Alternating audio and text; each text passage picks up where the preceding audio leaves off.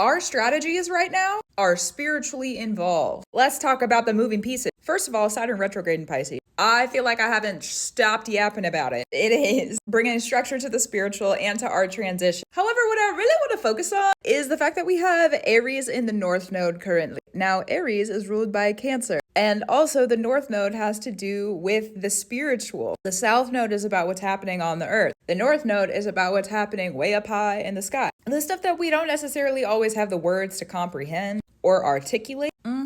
But nonetheless, it exists. So with Aries being in the North Node currently, we are having to lean into our personal Aries placement and our personal Mars placement and really think about where are we going long term.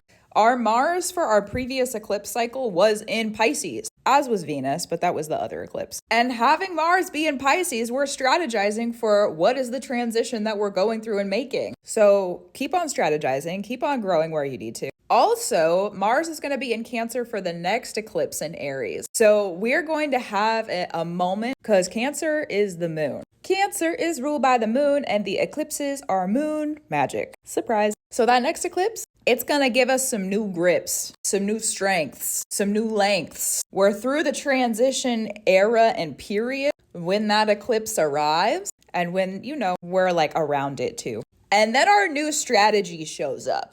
The spiritual planning of transition is going to be in the grounding energy, especially because retrogrades and Saturn being retrograde in Pisces, also Neptune, which rules Pisces, is retrograde in Pisces, a big old circle. And retrogrades are a reap what you sow time. So if you have been allowing yourself to take your time and strategize through your transition, that's grounded and reaped in our full moon eclipse in Aries on September 18th. And because Mars is going to be in Cancer, we're taking a more homely, emotional base. Lead with the heart because the heart is smart. Strategy pace for the next 6 months after that. Our transition is through. Where does your heart want to take you come that September eclipse? It's going to be so great. So if you feel like you need to get up and get going with your strategy, don't wait. You're doing great. Sometimes take time to contemplate. And sometimes if you need to debate, also true. But keep on a-brewing and a-doing what you need to do. And I'll continue to sit here and love you. Hopefully you love you too. And I'll talk to you soon.